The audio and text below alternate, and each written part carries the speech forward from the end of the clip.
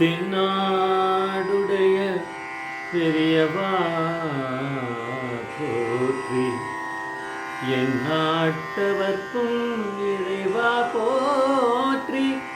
சர்வஜா சர்வவியாபி மகா பெரியவா சரணம். மாய பிறப்பருக்கும் மகா பெரியவா போற்றி, மாய பிறப்பருக்கும் மகா பெரியவா போற்றி.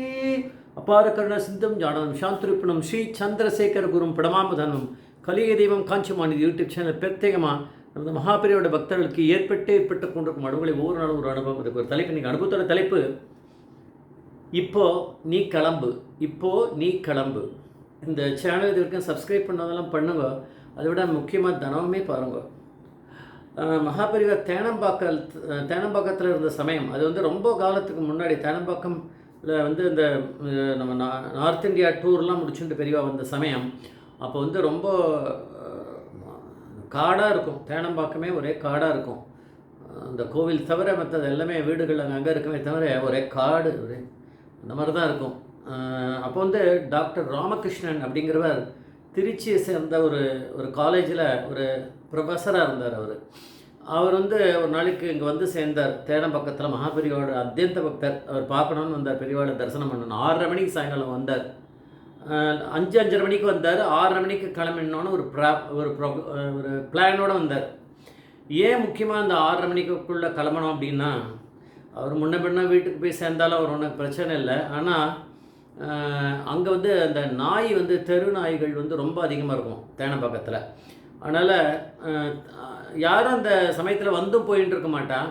அதனால் நம்ம மட்டும் தனியாக போகிறோன்னா நாய்கள் வந்து துரத்த ஆரம்பிக்கும். 6:30 மணிக்கே சாயங்காலம் இருட்ட ஆரம்பிச்சிடும்.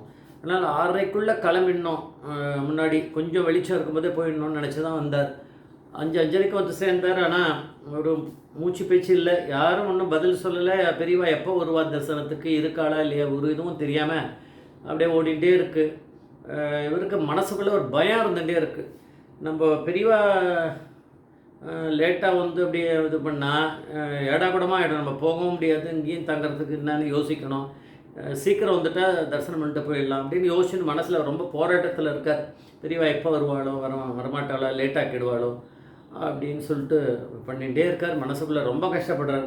இந்த மாதிரி ஒரு பக்தர் வந்து பாவம் ஜாகிரதையாக போய் அவர் ஒரு பஸ்ஸில் ஏறிட்டு போகணுமே, அதுவும் நம்ம பரமேஸ்வரனான மகாபெரிவாளுக்கும் அது ஒரு அவருடைய கடமையாகிடுறது. இப்போது அது நம்ம அதுலேருந்து தெரிஞ்சுக்கணும். இந்த மாதிரி ஒரு சின்ன விஷயங்களில் இந்த மாதிரியான எக்ஸ்பீரியன்ஸில் நம்ம பார்க்கும்போது தெரியுறது, பரமேஸ்வரன் வந்து நம்மளை விட பரமேஸ்வரன் தான் நம்ம மேலே ரொம்ப கவலைப்படுறார். நம்ம மனசு கஷ்டப்படும் போதுன்றது நமக்கு யாராவது எடுத்து சொன்னால் நம்மளுக்கு அது நம்ம ஒத்துக்க மாட்டோம். அதுக்கு ப்ரூஃப் அப்படின்னு கேட்போம். இந்த காலத்து பசங்களாம் உடனே ப்ரூஃப் அப்படின்வா. அதுக்காக தான் பெரியவா வந்து இந்த மாதிரியான விஷயங்கள்லாம் கூட பண்ணியிருக்கார். ஒரு 6:30 மணி ஆகிடுத்து, இருட்டி போயிடுத்து நல்லாவே. அந்த காலத்தில் 6:30 மணிக்கு இருட்டிடும். அப்போ வந்து இங்கேருந்து தேனம்பாக்கத்துலேருந்து போய் வரதராஜ பெருமாள் கோவில் இருக்க வரைக்கும், அந்த இடம் வரைக்கும் போகிற வரைக்கும் ஒரு டிரான்ஸ்போர்ட்டும் இருக்காது. அங்கே போய் சேர்ந்தவுடனே ஏதாவது ஒரு வண்டி கிடைக்கும், ஏதாவது யாராவது லாரி வண்டி என்ன கிடைக்கிறதா கிடைக்கும். அதுக்கப்புறம் ஏதாவது பஸ் வந்ததுன்னா ஏறிண்டு ஏதாவது போய் அப்படி போய் சேரலாம். ஆனால் அதுக்கு நடுவில் ஒன்றுமே இருக்காது. நாய்கள் தான் ரொம்ப பிரச்சனை பண்ணும். 6:30 மணிக்கு ஆகிடுத்து பார்த்தா ஜெய் ஜெய்சங்கர் ஹரஹரசங்கரன்னு வருது, கோஷம் வருது. பார்த்தா பெரியவா தண்டத்தை எடுத்துன்னு கிளம்புறா. வெளியில் எங்கே போகிறா என்னன்னு தெரியல. பெரியவா நடக்கிறா. பின்னாடி 2-3 சிஷ்யர்கள் கூடைய அணுக்கு தொண்டர்கள்லாம் வரா. அவள் போகிறார். இவரும் ராமகிருஷ்ணனும் போகணும் இல்லையா. இப்போ வந்து பெரியவா எங்கேயோ போகிறாளே, எங்கே போகிறான்னு தெரில. அதனால் இவரும் கூட சிஷ்யா பின்னாடி இவரும் கிளம்பி அடுத்து என்ன பை கொண்டு வந்தார், அதையும் எடுத்துன்னு கிளம்பிட்டார். கிளம்பினா பெரியவா நேராக கிளம்பி போய் வரதராஜ பெருமாள் கோவில் அது வரைக்கும் போனார். போயிட்டு ராமகிருஷ்ணனை கூப்பிட்டார். இப்படிவான் கையில் பிரசாதத்தை கொடுத்துட்டு இப்போ நீ கிளம்பு அப்படின்னாரு. யாருக்கும் ஒன்றும் தெரியல. அதாவது ஒரு பக்தருக்கு பிரசாதத்தை கொடுத்து பெரியவா எடுப்புறா அப்படின்னு கூட இருக்க சிஷ்யா கூட அவ்வளோதான் தெரிஞ்சிருக்கும். யாருக்கும் ஒன்றும் தெரியல. என்ன பெரியவா அவர் கொடுத்துட்டு அனுப்புகிறாருன்னா அவர் அங்கே தான் வந்திருக்கார், பிரசாதம் வாங்கிட்டு ஊருக்கு போனோம் அப்படிங்கிறது தான் அவளுக்கு தெரியும். அதுக்கப்புறம் இவர் வந்து பிரதட்சணமாக வந்து வரதராஜ பெருமாள் கோயிலை அந்த வெளிப்பிரகாரத்தில் அப்புறம் திருப்பி தேனம்பாக்கத்துக்கு மாப்பெரியவா போய் சேர்ந்துட்டாலாம். ஆனால் அந்த டாக்டர் ராமகிருஷ்ணனுக்கு பளிச்சுன்னு அது தெரியும். பெரியவா எதுக்கு வந்து அங்கே வந்து நம்மளை வழி அனுப்பினார், போயிட்டு வா அப்படின்னாருன்னா, இவர் மனசுக்குள்ளே தான் பயம் மூடின்னு இருக்க. நாய்கள்லாம் இருக்குது, எப்படி போகிறது,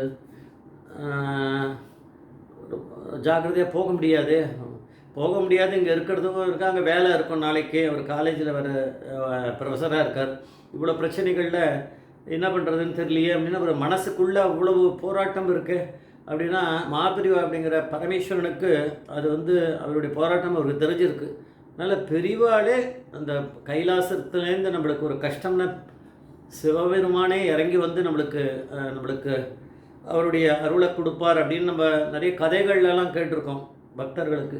ஆனால் இந்த மாதிரி இந்த கலியுகத்தில் பரமேஸ்வரனான மகாபரிவா, பரமேஸ்வர அவதாரம், அவர் தான் இங்கே வந்திருக்கார், நம்மளுக்கு மகாபரிவாவில் அவதாரம் பண்ணி இங்கே வந்திருக்கார். அதனால் அவர் இந்த மாதிரி ஒரு பக்தர் வந்து கஷ்டப்பட்டுருக்கார், ஆனால் அவர் போகணும் ஊருக்கு அப்படின்றது தெரியும். அவர் மனசு வந்து நிம்மதி அடையணும், அவர் கொஞ்சம் சலனம் இல்லாமல் கிளம்பி ஊருக்கு போய் திரும்பி சேரணும் அப்படின்றத பரமேஸ்வரன் மகாபிரிவாவுக்கு நல்லா தெரிஞ்சிருக்கு. அதனால தான் வந்து அவர் வந்துட்டு பண்ணார். அவளுக்கெல்லாம் நினச்சிண்டார் பெரியவா வந்து வரதராஜ அந்த இதை வந்து வரதராஜ பெருமாளை பிரதட்சிணம் பண்ணிட்டு போகணும்னு ஏதோ ஒரு சங்கல்பம் எடுத்துகிட்டு வந்திருப்பாரோன்னு அவள் நினச்சுன்ட்டா. அவள் லெவலுக்கு அவ்வளோதான் தெரியும், அது அவளுக்கு அது தெரியல எதுக்காக வந்தார்னு. ஆனால் இந்த டாக்டர் ராமகிருஷ்ணனுக்கு நல்லா தெரிஞ்சுது, நமக்கு வந்து இவ்வளோ தூரம் வந்து நம்மளை வழி அனுப்பி போயிட்டு வா, இப்போ கிளம்பு அப்படின்னு சொன்னது எதுக்கு அப்படின்றது அவருக்கும் அந்த பக்தனுக்கும் இந்த பரமேஸ்வரனான மகாபிரிவாளுக்கு மட்டுமே தெரிஞ்ச ஒரு ரகசியம். ஜெய் ஜெய்சங்கர ஹரிசங்கர், மகாபிரிய பாதமீச்சரம், மகாபிரிய பாதமீச்சரணம்.